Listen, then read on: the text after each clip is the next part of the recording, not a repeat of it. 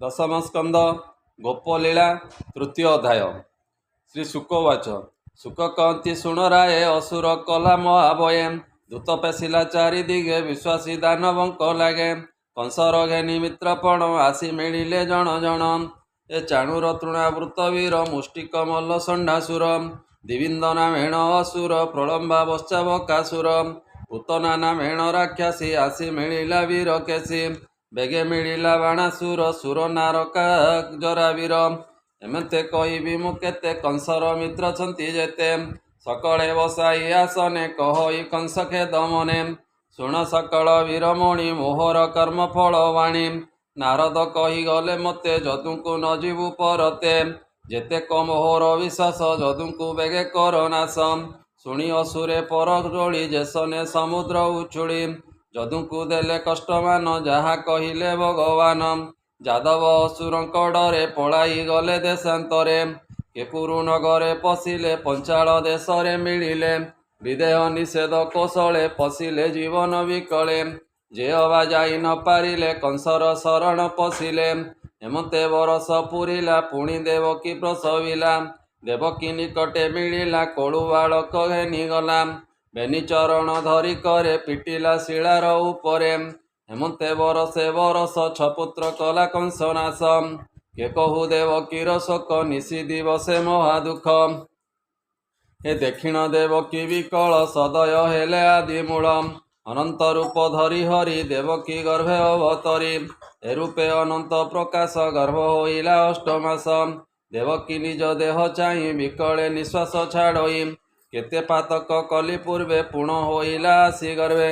केते सहिबी गर्भ कष्ट विधाता करी अछि हट गर्भे धरई 10 मास कोले तो धरी नाही आस हेमंत विचारी विकल नयन बहे अश्रुजल दासवश्चल भगवान जानिले देवकीर मन दुर्गाଙ୍କୁ निकटे बसाई कहंती प्रभु भावग्राही अंबिका शुण मो उत्तर बहन जाओ मर्त्यपुर मथुरा कंस बंदी घरे मिलिबु प्रथम प्रहरे बंदी करिछि कंसराये एक सांकुली बेनी पाए वसुदेवଙ୍କୁ जेतेबेले धरी आनिला कंस बळे ताहार पत्नी नंद घरे जाई लुचिला कंस डरे रोहिणी नाम विद्यमान ताहार गर्भ अछि शून्य देवकी देवी निद्रा काले गर्भ हरिउ जोग बळे रोहिणी गर्भे ताहा थोई मिलिबु नंद घरे जाई जन्मिबु यशोदा उदरे मु पुणी जीवी मंचपुरे देवकी गर्भे हेबि जात मते घेनिण जीवे तात तोते आनिबे मते थोई एकथा न जानिबे केही हेमंत कंसर मरण हसी कहंती नारायण मंचे होइबु तु जे जात जगते होइबु विख्यात लोके करिबे तोते पूजा अनेक देवे बळी भोजा भक्तଙ୍କୁ होइबु प्रसन्न अनेक हेब तोर नाम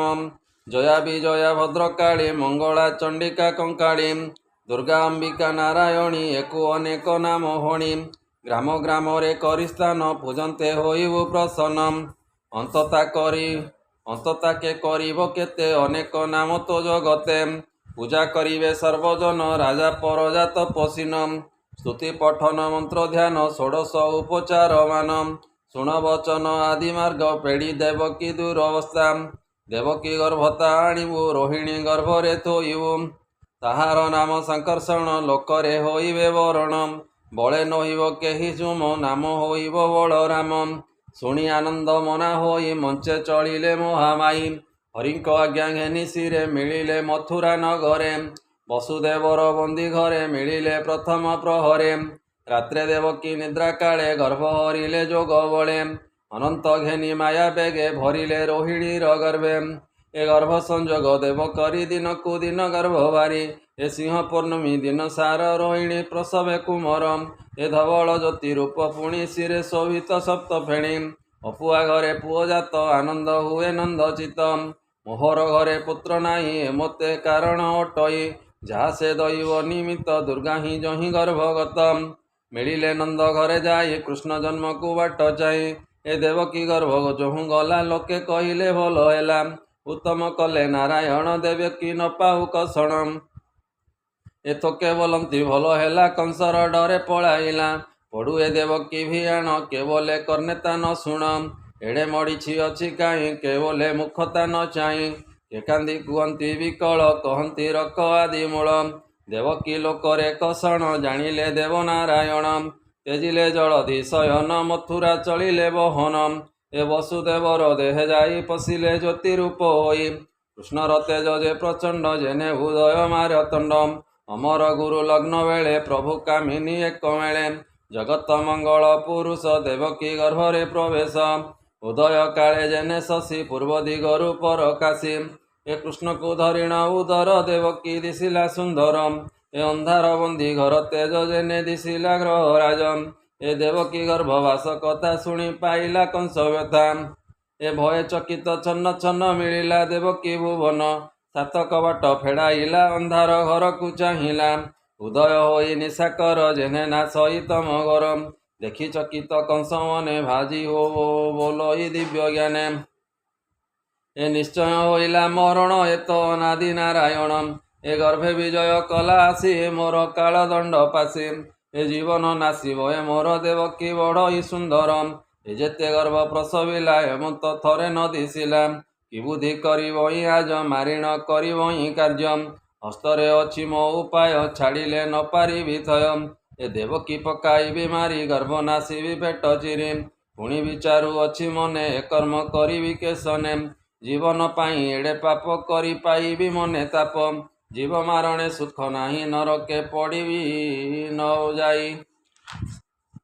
ଏ ପାପର ମଧ୍ୟରେ ପ୍ରମାଦ ସ୍ତ୍ରୀ ଗର୍ଭିଣୀ ଶିଶୁବଧ ଏ ତିନି କର୍ମ ଯେ କରନ୍ତି ଜୀବନ ଥାଉ ସେ ମରନ୍ତି ଏ ଜୀବନ ଛାଡ଼ିବାର ବେଳେ ନିନ୍ଦିତ ବୋଲନ୍ତି ସକଳେ ଇହଲୋକରେ ଅପଯଶ ମଲେ ନରକେ ପରବେଶ ହେମନ୍ତ ମନେ ବିଚାରିଲା ଖଡ଼ଗ ଘେନି ବାହୁଡ଼ିଲା ମିଳିଲା ନିଜ ପୁରେ ଯାଇ ଭାଳଇ ଚଉଦିଗ ଚାହିଁ ହରିଙ୍କି କଲା ମହାଭୟ କ୍ଷଣ କ୍ଷଣକେ କମ୍ପେ କାୟ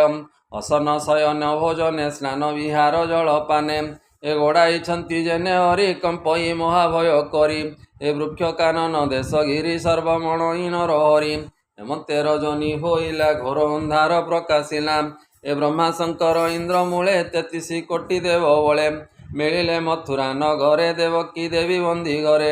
ପ୍ରଣାମ କଲେ ଜଣେ ଜଣେ ଶ୍ରୀକୃଷ୍ଣ ଜନନୀ ଚରଣେ ଗର୍ଭକୁ ଚାହିଁ ଗଙ୍ଗାଧର ସ୍ତୁତି କରନ୍ତି ବେଦବର ବାସବ ଆଦି ଦିଗପତି ଯେ ଯାହା ମତେ କଲେ ସ୍ତୁତି ଆବରି ଅଛୁ ତିନି ସତ୍ୟ ଦେବ ଅନାଦି ପରମାର୍ଥ ଜୟ ଗୋବିନ୍ଦ ଦାମୋଦର ସତ୍ୟ ବଚନ ସ୍ୱାମୀ ତୋର ସତ୍ୟ ବ୍ରହ୍ମକୁ କଲୁ ଜାତ ସତ୍ୟ ସ୍ୱରୂପ ତୁ ଅଚ୍ୟୁତ ସତ୍ୟ ତୁ ପାଳୁ ବସୁନ୍ଧରୀ ତୋର ଭିଆଣ ନର ହରି ତୋହର ସଞ୍ଚିଲାର ଫଳ ଅସୁର ମାରି ସାଧୁ ପାଳ ଏ ସଂସାର ମଧ୍ୟ ଦେହ ବୃକ୍ଷେ ଏବେ ତୁ ମିଳିଲୁ ପ୍ରତ୍ୟକ୍ଷେ ଏ ବୃକ୍ଷର ଯେତେ ଗୁଣମାନ ଶରୀରେ ତୋହର ଭିଆଣ ଏକଇ ବୃକ୍ଷେ ବେନି ଫଳ ଚତୁର ରସ ତିନି ମୂଳ ପଞ୍ଚଶିକେଡ଼ ତଳେ ଗଣ୍ଠି ଆତ୍ମା ଏହାର ଷଡ଼ ଗୋଟି ଏ ସାତ ବକଳ ଦେହେ ଜଡ଼ି ଅଷ୍ଟମ ଡାଳେ ଛନ୍ତି ବେଡ଼ି ଏ ଗଣ୍ଠି ସ୍ୱଭାବେ ନବନେତ୍ର ବିସ୍ତାରୀ ନିତ୍ୟ ଦଶ ପତ୍ର ଉପରେ ଛନ୍ତି ବେନି ପକ୍ଷୀ ହେମନ୍ତ ବୃକ୍ଷ ଦେହେ ଲକି ମୁନି କହନ୍ତି ରାୟ ଶୁଣ ଦେହେ କହିବା ବୃକ୍ଷ ଗୁଣ ଏ ବୃକ୍ଷର ପ୍ରାୟ ଦେହ ଏକ ଫଳ ଯୋଡ଼ିଏ ଦୁଃଖ ସୁଖ ତାମସ ରଜ ସତ୍ୱଗୁଣ ଏହାର ମୂଳଟି ପ୍ରମାଣ ଧର୍ମ ସମ୍ପଦ କାମ ମୋକ୍ଷ ଏହାର ରସଟି ପ୍ରତ୍ୟକ୍ଷ ଶବଦ ରୂପ ରସଗନ୍ଧ ପବନ ପଞ୍ଚମୂଳ ଛନ୍ଦ ଏ ଜନ୍ମ ହୋଇଣ ଦେହ ବହି ବାଳୁତ ରୂପେ ସେ ବଢ଼ଇ ତରୁଣ ବୃଦ୍ଧ ପୁଣ ମୃତ୍ୟୁ ଏହାର ଆତ୍ମା ଷଡ଼ ହେତୁ ଚର୍ମ ଶୋଣିତ ମାଂସ ମେଦ ହାଡ଼ ମଜାରେ ଧାତୁ ଛନ୍ଦ ଶପଥ ବକଳ ଏହାର ମୁନି କହନ୍ତି ଜ୍ଞାନ ସାର ଭୁଜଳ ନଳ ସମୀର ଖମନ ବୁଦ୍ଧି ଅହଙ୍କାର ଏ ଅଷ୍ଟଡାଳଟି ଏହାର ନବମ ଚକ୍ଷୁ ନବଦ୍ୱାର ଦଶ ଇନ୍ଦ୍ରିୟ ପତ୍ର ଲେଖି ଯିବ ପରମ ବେନି ପକ୍ଷୀ ହେମନ୍ତ ବୃକ୍ଷ ରୂପ ହୋଇ ଭାରା ନିବାରି ରଖିମଇ ଜଗତ ତୋର ତହୁଁ ଜାତ ସୃଷ୍ଟି ପାଳକ ଜଗନ୍ନାଥ ତୋର ମାୟାରେ ମୂର୍ଖ ଜନ ଆତ୍ମାକୁ ଦେଖନ୍ତି ଯେ ଭିନ୍ନ ପଣ୍ଡିତ କହନ୍ତି ଯେ ଏକ ମାୟାରେ ଦିଶନ୍ତି ଅନେକ ତୁହି ସଂସାରେ ଦୁଃଖ ସୁଖେ ଶରୀର ବହୁ ନାନା ରୂପେ ସାଧୁଙ୍କୁ ଦିଶୁ ତୁ ନିର୍ମଳ ଖଳ ଲୋଚନେ ଜେନେ କାଳ ଯେ ତୋର ପାଦେ ପଦ୍ମନାଭ ରଖନ୍ତି ଆତ୍ମଜ୍ଞାନ ଭାବ ତୋହର ନାମ ନାମ କରି ହେଳେ ତରନ୍ତି ଭବବାରୀ ଅନାଥ କମଳ ଲୋଚନ ମାୟାରେ ମୋହୁ ପ୍ରାଣୀ ମନ ଯେ ତୋର ନାମ ନ ଭଜନ୍ତି ମାୟା ପଟଳ ଆବରନ୍ତି ତୀର୍ଥ ସେବନ୍ତି ଦାନ ତପେ ତରିଲୁ ବୋଲୁଥାନ୍ତି ଆପେ କରନ୍ତି ସିଦ୍ଧଙ୍କ ଉପାୟ ଭେଦନ୍ତି ବ୍ରହ୍ମଲୋକ ଯାଏ ତୋ ପାଦେ ନ କରି ଆଦର ହୃଦୟ ବହନ୍ତି ଅହଙ୍କାର ତହୁଁ ପଡ଼ନ୍ତି ଦେହ ଘେନି ଜନ୍ମ ହୁଅନ୍ତି ନାନା ଜନି। ଯେ ତୋର ତହିଁ ମିତ୍ରପଣେ ଚିତ୍ତ ଖଟାନ୍ତି ଅନୁକ୍ଷଣେ। ଏ ନିର୍ଭୟ ଭ୍ରମନ୍ତି ସଂସାରେ ନୃତ୍ୟ କରନ୍ତି ଯମଶିରେ। ସତ୍ୟ ନିର୍ମଳ ଗୁଣ ଧରୁ ଭକ୍ତଙ୍କ ପାଇଁ ଅବତରୁ। ତପ ସମାଧି ଯୋଗ କ୍ରିୟା ଦେହେ ବହନ୍ତି ପ୍ରଭୁ ଯାହା। ତ ଆରାଧନୁ ନାହିଁ ଆନ ପୁରିଣ ଅଛୁଠୁଳ ଶୂନ୍ୟ। ତୁ ଯେବେ ନହିବୁ ଜଗତେ ଅଜ୍ଞାନ ନାସିବୁ କେମନ୍ତେ। ଯେ ତତେ ଯେମନ୍ତେ ଚିନ୍ତଇ ପୁଣ ପ୍ରକାଶୁ ଦେହ ବହି। ତୋହର ଗୁଣ କର୍ମମାନ ଗୁଣ ପ୍ରକାଶୁ ଭଗବାନ। ମନ ବଚନେ ହିଁ ନ ଜାଣି କେବଳ ଦେହେ ପରିମାଣି। ଶ୍ରବଣେ ତୋର ନାମ ଶୁଣି ତୋ ନାମ ହୃଦେ ପରିମାଣି। ତୋ ପାଦ ପୂଜାର ବିଧାନ ଯେ ହୋଇଥାନ୍ତି ସାବଧାନ। ଜନ୍ମ ମରଣ ତାଙ୍କ ନାହିଁ ହେମନ୍ତ ପ୍ରଭୁ ଭାବଗ୍ରାହୀ। ଏ ତୋହର ପାଦ ରଜ ଦେଇ ଶ୍ୱାସ କର ନାଥମୟୀ। ସ୍ୱର୍ଗେ ବସିବୁ ପଦ୍ମନାଭ ତହିଁ ଦେଖିବୁ ତୋର ପାଦ। ଏ ତୋର ଦେହ ବନ୍ତପଣ ଏଣେ ଜାଣିଲୁ ନାରାୟଣ। ମନୁଷ୍ୟ ଲୀଳାର ଯେ ଭାବ ସ୍ୱରୂପ ନ ଜାଣନ୍ତି ଦେବ। ମତ୍ସ୍ୟ ମଠ ନରସିଂହ କୁର୍ମ ବାମନ ତୋର ଅଙ୍ଗ।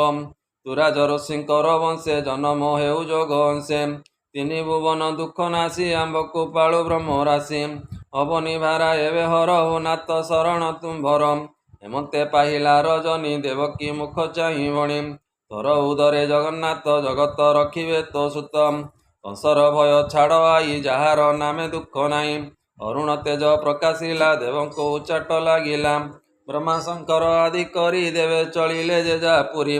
ପୁରାଣ କଲି ଗୀତ ରସ କହଇ ଜଗନ୍ନାଥ ଦାସ। ଇତି ଶ୍ରୀମଦ୍ଭାଗବତେ ମହାପୁରାଣେ ପାରମହଂସ୍ୟାଂ ସହିତାଂ ବୟସିକ୍ୟାଂ ଦଶମ ସ୍କନ୍ଧେ ବିଷ୍ଣୁ ଗର୍ଭସ୍ଥ କଥନେ ନାମ ତୃତୀୟ ଅଧ୍ୟାୟ। बोल आनंदे कवार हरि हरि बोल।